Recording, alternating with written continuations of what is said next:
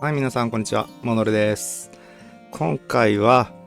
コントローラーに関するニュースっていうのがね、2025年も後半に差し掛かろうというね、このタイミングですごくね、たくさん出てきているので、そちらについてざっとまとめて皆さんと一緒にね、チェックしていくっていうね、そういう回にしたいなと思います。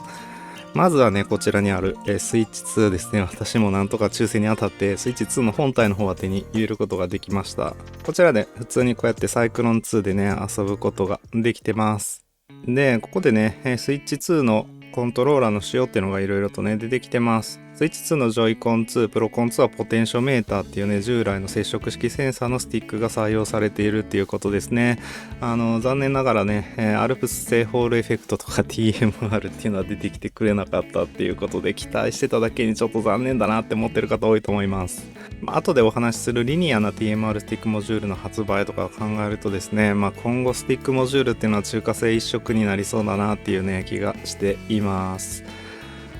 で、基本的なスイッチ対応のコントローラーっていうのは使用可能なようですね。こちらのサイクロン2ですね、スイッチ1の時にね、一番おすすめのサードパーティ製コントローラーだよっていう風に私は紹介していたものなんですが、こちらもスイッチ2ではバッチリ使うことができます。無線でこうやってね、Bluetooth 接続して、今使ってますが、普通に使えてますね。今のところですね、出ている情報としてはですね、スイッチ1対応ゲームっていうね、昔のゲームもこのスイッチ2で遊ぶことはできるんですけど、そちらはね、スイッチ1で遊ぶ時よりも遅延がやや大きいっていうね、話が出てたりとか、スイッチ2対応ゲームではね、FPS がこれ 120fps 出るので、要は2倍の FPS が出るんですけど、遅延の方もね、2倍早いよっていうね、ことで、かなり、スイッチ2対応ゲームに関しては遅延が少ないっていうことが言われているようです。特にスマブラとかはね、まだスイッチ1のスマブラしかないので、スイッチ2対応スマブラが出てくるとですね、遅延はかなり良くなるんじゃないかなっていう感じがしますね。で、遅延周りの計測の動画とかね、もちらほら出てるんで、そちらをね、見ていっていただけたらいいかなと思うんですけど、こういうサードパーティー製コントローラーの遅延計測っていうのはまだ出てないようです。なんでね、私も計測して動画出したいなとは思ってるんですけど、プロコン2がね、入手困難で、私もね、スイッチ2本体は買えたけど、プロコン2が買えないっていう状況になってます。定価以下でね、転売とかじゃない普通のね、プロコン2が入手できたら、ジョイコン1とかプロコン1、ジョイコン2のね、方も含めてね、こういうサイクロン2とかサードパーティー製コントローラーの遅延計測っていうのをね、やって動画化したいなと思っています。はい、スイッチ2はそんなところですかね。はい、それでね、こちらの随記エボトップですね、バージョンアップが入りました。バージョンが 2.3.0 っていう風にアップデートされてですね、UWB ドングルの接続における時間の短縮と軽微な不具合の修正ということで、この軽微な不具合の修正っていうところがね、どういうものなのかとかですね、はよくわからないんですけど、スイッチでの使用時に一部問題があった点の修正とかかなと個人的には思ってます。アップデート後ね、しばらく使ってみたんですが、全く問題なかったです。でね、随記エボトップに関するニュースとしてはもう一つあってですね、ゲームパッド LA を運営しているですね、ジョン・パンチさんっていうね、方がね、随記エボトップのテストも、行っていてですね、こちらでスティック遅延の方の詳細が分かっています。で、このね、スティック遅延の、計測方法っていうのがね、プロメテウス82っていうね、ちょっと特殊な、測り方なんで、私の方ではね、ちょっとこれ再現することができないんですね。実際にこう、物理的にスティックをこう横からねパンってね、パンチしてそれで計測するというちょっと面白いやり方になってるんですが、ボタンの遅延の方はね平均 3.72 ミリセカンドとか 2.94 ミリセカンドということで非常に優秀な、随記エボトップなんですが、スティックの遅延の方もかなり優秀です。8ミリセカンドとか出てますね。でこの値がどれぐらい優れているかっていうとですね、このゲームパッド LA さんではですね、スティックのレイテンシーをケーブルでこうやって並べ替えたりできます。なんとトップ2ですね、第2位に位置づけてるって感じです。アルティメット 2C に関してはね、ちょっとかなりこのコントローラー早いんで、それでもね、やっぱりちょっと、これには勝ててないんですけど、無線ドングル接続の方はね、アルティメット 2C よりも随記エボトップの方が早いということで、文句なく早いかなって思います。デュアルセンス H とかも早かったりとかね、するんですけど、やっぱり Z ケーボトップっていうのはね、素晴らしいコントローラーなんだなっていうのはね、データでも裏付けられた形かなと思います。個人的にはやっぱりこれがね、Apex では最強のコントローラーなんじゃないかなって今も、思っているところですね。今後これを超えるコントローラーが出てくるかっていうところも非常に注目かなと思います。はい、それで私の方でもね、ツイートしてるんですが、フライディジの Apex5 っていうね、コントローラーが、ついに発売というか発表されましたね。まだいつ発売とかのね、日付とかは、出てないかなと思うんですけど、こちらが非常にですね、期待できる内容だったので、紹介したいと思います。追加ボタンはね、縦配置の背面ボタンになっててですね、4ボタンついていて、プラスでね、ショルダーにも2ボタンついているっていうことで、このね、背面4ボタンで、この下2つはね、取り外しも可能っていうような噂が出ているっていう状況ですね。無線は 2000Hz のポーリングレートってことで、これはね、一部ね PXN の P58K っていうのが 8000Hz 出てるんですが、それ以外ではブリッツ2とブリッツ 2TMR と同じ、今のところかなり最速に近いようなポーリングレートになっているってことですね。スティックのテンション調整機能っていうのはね Apex4ベーダー4でもあったんですが、それがね新設計になって、新しく、搭載されるっていうことで、 Apex の方はここのねちっちゃな、ネジで調整する形になっているんですが、それが新設計になってますよということで、これがねどういう形になるのか、遊びの具合とかはね今までは遊びなかったりしたんですけど、どうなるのかなっていうのはすごくね楽しみな、コントローラーになっています。これだけね追加6ボタンっていうことなんで、ベーダー5 Proにもね、同じ仕様の追加ボタンで来るんじゃないかなっていうことでね、ベーダー5 Pro がかなり、熱いかなっていう気がしてます。はい、で新製品っていう意味ではですね、こちらですね、ついに発表が行われました。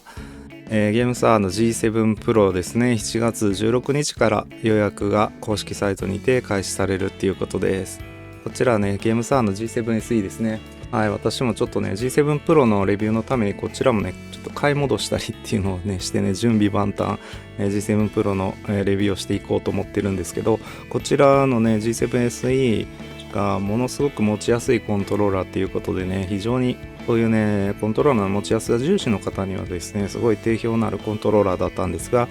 おそらくそれと同じような形で出てくるんじゃないかっていうことで非常に楽しみです。G7SE の時はですねトリガーストップがなかったりとか背面2ボタンだけの追加ボタンっていうことでねちょっと物足りなさあったんですが、 G7 Pro ではねおそらくトリガーストップがついたり背面4ボタンか、もしくはねショルダーに追加で2ボタンで合計の追加ボタン数4ボタンになるんじゃないかなっていうふうに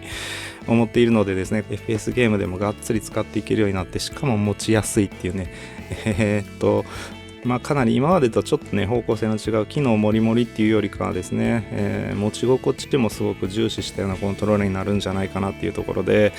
楽しみにしているところです。こちらもね発売されたらレビューしていきたいと思います。はい、続いてですねこちらです。